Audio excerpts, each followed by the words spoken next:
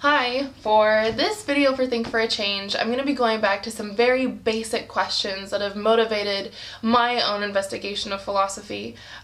Questions of what even is philosophy, and who is the philosopher, and then what is the task of the philosopher.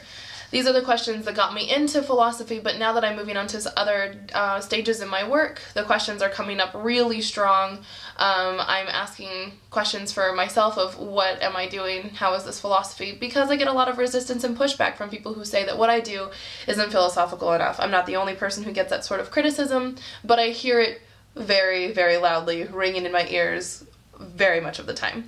So this is a video that's going to go back to the questions to remind myself of what is philosophy, what is the purpose of philosophy, who is the philosopher, but also to extend to you viewers to help you think through ways in which you might be able to slip into the shoes of philosophers as well, especially if you don't know what philosophy is.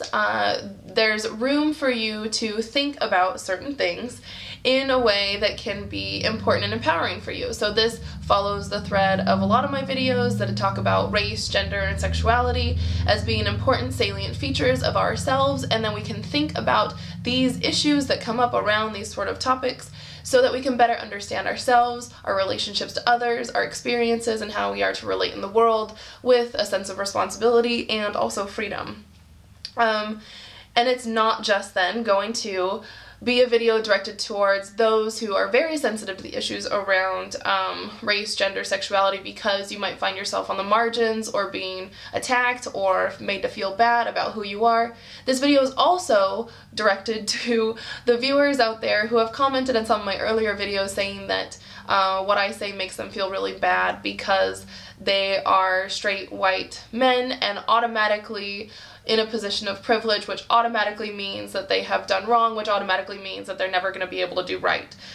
I don't want anybody to end up in that just apathetic or completely cynical position where there's nothing you can do, because there is plenty you can do, especially in a position of privilege. So this is a video for all the straight white guys out there too.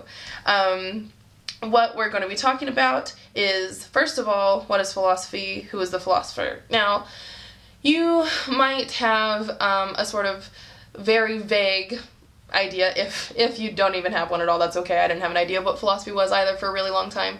But a picture of philosophy might be something like, well, it's the study of old dead white guys and their thoughts and their questions that they've developed for thousands of years.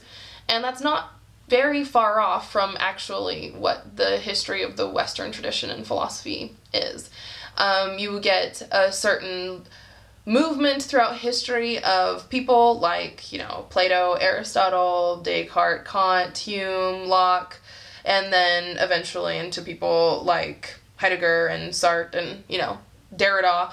And a lot of these people are white men, and a lot of them are now dead. But that doesn't mean that it's only dead white guys. Typically, philosophy itself is still a dominated discipline of white upper-class men.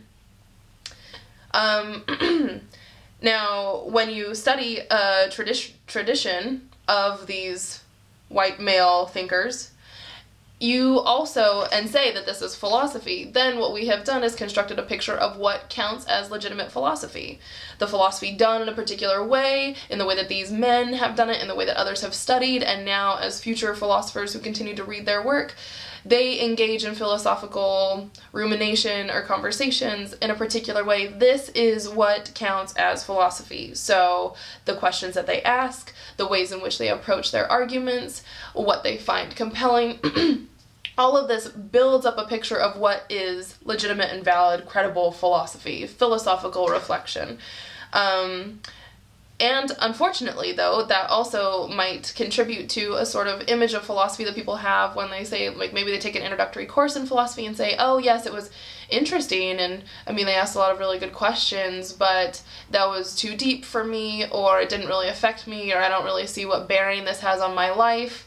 And that's particularly the attitude that I am a full advocate of challenging, that of course philosophy can be relevant to our lives, and of course philosophy can affect us, but if you didn't catch it then, what's underlying everything that I've said so far about the history of Western philosophy and the picture that gets taken as legitimate philosophy nowadays still, there's a link that is being made between a person's identity and the philosophy that they produce.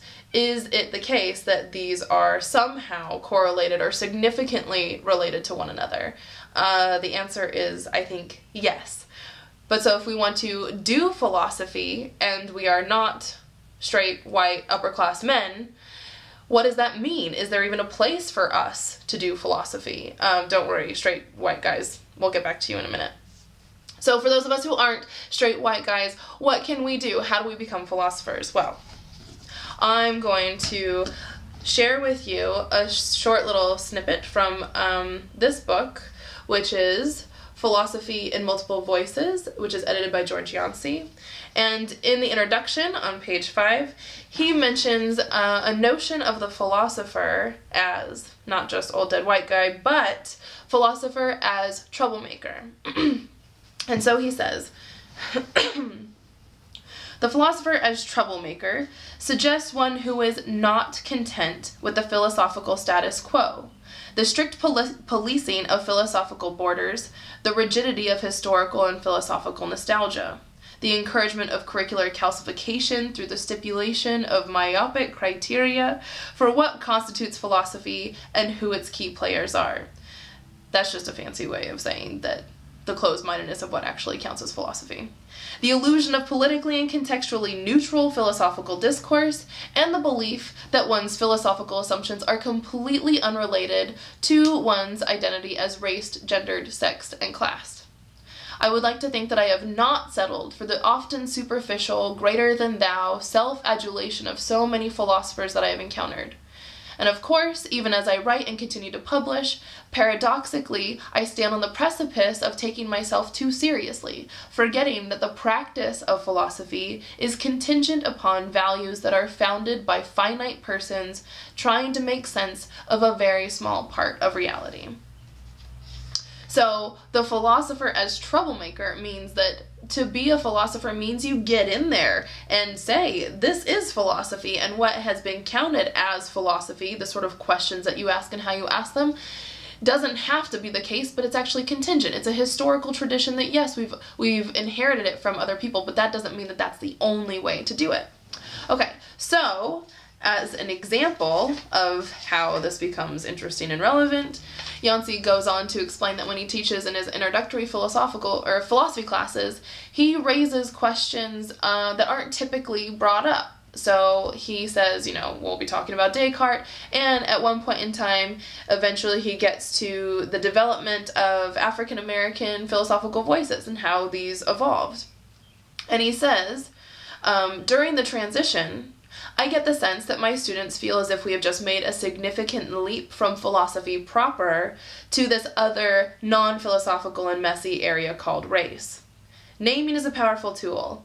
I make it clear to them that whiteness is inextricably linked to the invisible normative core of modernity, and that race was always already present as an institutional and material force during this period.